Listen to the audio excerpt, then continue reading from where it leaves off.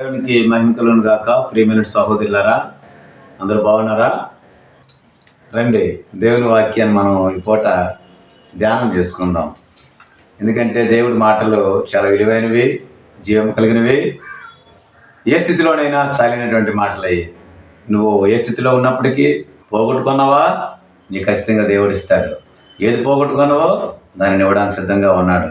కాబట్టి ఒకవేళ భౌతికంగా ఆత్మీయంగా పోగొట్టుకుంటే రండి, దేవుని పాదాల చెంతకు మనం దేవుని వాక్యం ధ్యానం చేసుకుని దేవుని వాక్యం వెలుగులోకి అనేక మాటలు నేర్చుకుందాం.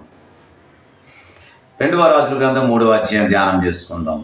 ఆహాబు కుమారుడైన యెహోరాము యూదారాజుని యెహోషాపాతు ఏలుబడిలో 18వ సంవత్సరం ముందు షోమ్రోనులో ఇశ్రాయేలు వారికి రాజై 12 సంవత్సరములు పరిపాలించెను. చూడండి, ఆహాబు మరణమైన తర్వాత ఇశ్రాయేల్ దేశానికి షోమ్రోను ముఖ్య పట్టణంగా ఉంది. అదే సమయంలో యూదా దేశానికి యెహోషాపాతు రాజుగా ఉన్నాడు. చూడండి ఎంత చక్కగా దేవుని మాటలు తెలియజేస్తున్నాయి. ఎవరి టైంలో ఎవరెవరు పరిపాలించారు, వారి టైంలో ఎక్కడెవరు పరిపాలించారు, వీరి టైంలో అక్కడెవరు పరిపాలించారు. చరిత్ర చాలా చక్కగా దేవుడు రాయించాడు, వాళ్ళ పేర్లతో సహా. చూసినట్లయితే ఆహాబు కుమారుడని యెహోరాము పరిపాలన చేస్తున్నప్పుడు యూదా దేశానికి యెహోషాపాతు పరిపాలన చేస్తూ ఉన్నాడు. యెహోషాపాతు అప్పటికి 18వ సంవత్సరం అధికారంలోకి వచ్చి, అయితే ఈయన షోమ్రోనులో ఉండి 12 సంవత్సరాలు పరిపాలించాడు. అయితే యెహోరాము ఏం చేశారంటే తన తల్లిదండ్రులు చేసిన ప్రకారంగానే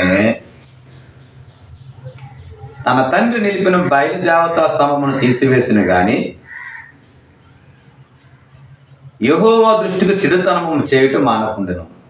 ఇశ్రాయేలు వారు పాపం చేయడం కారకుడు నెబాతు కుమారుడు యరొబాము చేసిన పాపములను విడువక, నెబాతు కుమారుడు ఇశ్రాయేలు ప్రజలు పాపం చేయడానికి కారకుడయ్యాడు. నెబాతు కుమారుడు అయినటువంటి యరొబాము అదే తావులో పరిపాలన చేస్తున్నాడు. చరిత్ర చూస్తున్నాడు. చరిత్ర చూసినప్పుడు ఓహో, మన పూర్వీకులు ఈ రకంగా పరిపాలించారు కదా, మనం అదే రీతికి వెళ్దాం. మనకి ఎందుకంటే రాజ్యం ఎక్కువ కాలం ఉండాలి. ఈరోజు రాజకాంక్ష ఉంది. ఈరోజు రాజకాంక్ష ఎప్పుడైతే ఉందో, మన పూర్వీకులు చెడుతనంగా ఉంటే, మన కర్కోటంగా ఉంటే రాజ్యం స్థిరస్థాయిగా ఉంటుందని ఆలోచన చేస్తూ ఉన్నారు. కానీ రాజ్యం ఇచ్చింది దేవుడు అనే సంగతి మర్చిపోకండి. ప్రపంచాలని, రాజ్యాలని, దేశాలని, నాయకులను అన్నింటిని కూడా తయారు చేసింది ఆయనే. నువ్వు అన్యుడైనా ధన్యుడైనా అది సంబంధం లేదు. కానీ దేవుడు సర్వాధికారాలు నావి అని ప్రభు అంటున్నాడు. కాబట్టి ఆయన అధికారం ఇస్తే కానీ ఈయన సింహాసనం మీద కూర్చోలేరు.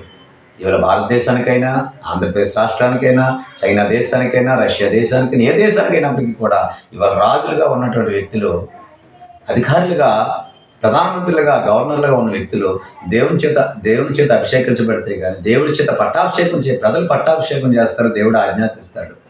అప్పుడు మాత్రమే. అందుచేతనే దేవుడు వాళ్ళకి అధికారం ఇచ్చినాడు. ఎందుకు అంటే అక్కడ ఉన్నటువంటి ప్రజలను సరిచేయడానికి కూడా అవకాశం ఇస్తూ ఉంటాడు.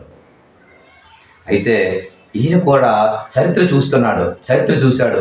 ఓహో, మన పూర్వీకులు ఈ రకంగా కఠినంగా పరిపాలించారు, యేసు ప్రభువుకు విరోధంగా జీవించడం చేత చాలా అధికారంలో ఉన్నాం అని ఆలోచన చేశాడేమో. ఒక క్రైస్తవుడయ్యుండి, దేవుని కుమారుడయ్యుండి, ఇశ్రాయేలుడయ్యుండి కూడా ఈయన యరొబాము చేసిన పాపములు విడువక చేయొచ్చు ఉండెను. ఇలా ఉంటుంటే మోయాబు రాజు పక్కన ఉంటే మోయాబు దేశం ఉంది. ఆ మోయాబు దేశము రాజు, ఆయన పేరు మేష. అయితే ఆయన ఈ యొక్క రాజుకి పన్ను కడుతూ ఉండేవాడు, పన్నులు ఇస్తూ ఉండేవాడు. ఎందుకంటే మోయాబు దేశాన్ని ఇశ్రాయేల్ రాజు యెహోరాము తన స్వాధీనంలో పెట్టుకున్నాడో, తన కంట్రోల్లో పెట్టాడు ఆ దేశాన్ని. ఎప్పుడైతే కంట్రోల్ పెట్టాడో ఈయన ఎక్కడ ఉండి చక్రం తిప్పుతూ ఉన్నాడు. ఆ యొక్క మోయాబు దేశం అయినటువంటి రాజు అయినటువంటి మేష 1,00,000 గొర్రె పిల్లలను, బొచ్చుగల 1,00,000 గొర్రె పొట్టేళ్ళను, చూడండి, బొచ్చుగల 1,00,000 ప్రతి ఏటా కూడా ఇస్తూ ఉండేవాడు. ఈయనకి పన్నుగా ఇచ్చేవాడు. అయితే ఎప్పుడు ఇచ్చేవాడు అంటే ఈయన ఆహాబు పరిపాలన సమయంలో ఇచ్చేవాడు. ఆహాబు భార్య యెజబెలు, దానికి ఒక పేరు ఉందండి, పేడతట్ట అని పేరు ఉందండి. యెజబెలు అండి, దురాత్మ పట్టినటువంటి వ్యక్తి అండి ఆమె. బయలుదేవతలకు ఆత్మ పట్టినటువంటిదండి అది. ఎందుకు యెజబెలు ఆత్మ చాలా మంచిది కాదు. ఈ రోజుల్లో చాలామంది యెజబెలు ఆత్మ కలిగి ఉన్నారు. దేవుని బిడ్డలుగా పిలవబడిన వాళ్ళు, దేవుని ప్రేమించిన వాళ్ళు కూడా దేవుని విడిచిపెట్టి యెజెబెలు ఆత్మ కలిగిన వాళ్ళు ఉన్నారు. ఎందుకంటే ఆహాబు సమయంలో ఆహాబుని మంచానికి పరిమితం చేసింది, ఈమె సింహాసనం ఎక్కింది. ఈమె సింహాసనం ఎక్కినప్పుడు ప్రజలు అందరినీ కూడా తప్పుదోవ పట్టించేసి అన్య దేవత ఆరాధన వైపు తీసుకెళ్ళడం మొదలుపెట్టారు.